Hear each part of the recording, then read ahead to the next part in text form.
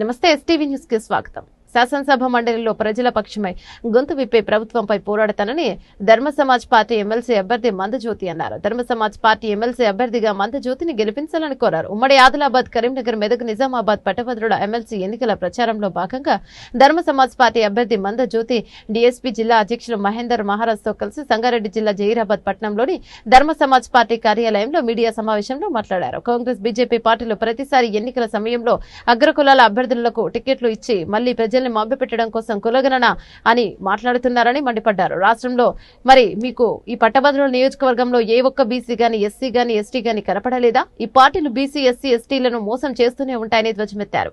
ప్రస్తుతం జరుగుతున్న పోటీ కోటీశ్వరులకు సామాన్యులైన మంద జ్యోతికి జరుగుతున్నామని కాబట్టి వేల కోట్ల అధిపతులను మట్టి గరిపించి నన్ను శాసన మండలికి ఎంపిక చేస్తే పట్టభద్రుల నిరుద్యోగ సమస్య, విద్య, వైద్యం, ఉపాధి, భూమి, ఇల్లు అనే అంశాల మీద శాసన మండలిలో ప్రజల పక్షమై గొంతు విప్పి ప్రభుత్వంపై పోరాడతానన్నారు.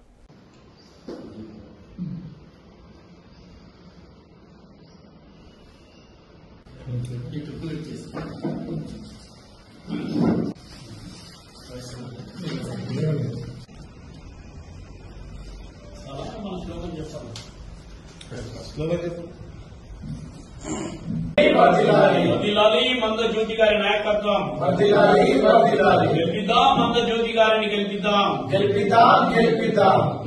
మందజ్యోతి గారిని.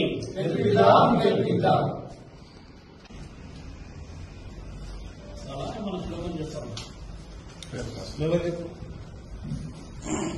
నమస్కారాలు.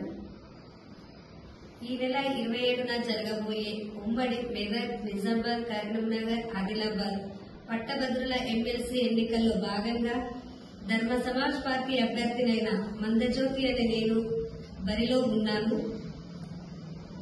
నేను గతంలో నుంచే ధర్మ సమాజ్ పార్టీలో మంచి నాయకురాలుగా పనిచేస్తూ ఈ మధ్యనే రాష్ట్ర నాయకురాలుగా వెళ్లాను.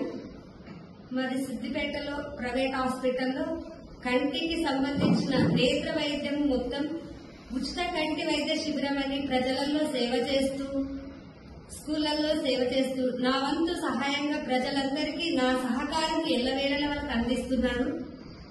ఇప్పుడు కూడా పట్టభద్రులైనటువంటి ప్రతి ఒక్కరూ నేను మీ యొక్క విద్య, వైద్యం, ఉపాధి మొదలగు సమస్యల మీద, అన్ని డిపార్ట్మెంట్లలో ఉన్న ప్రతి సమస్యల మీద శాసన మండలిలో మాట్లాడడానికి 100% రెడీగా ఉన్నారు. కాబట్టి పట్టభద్రులైన మేధావులు మొదటి ప్రాధాన్యత ఓటు 9 నంబర్ మీద వేసి నన్ను గెలిపించాలని, పార్లమెంట్లకి, శాసన మండలికి పంపించాలని, మీ అందరి ఆడబిడ్డలను గుర్తించాలని కోరుకుంటూ ఈ సమయం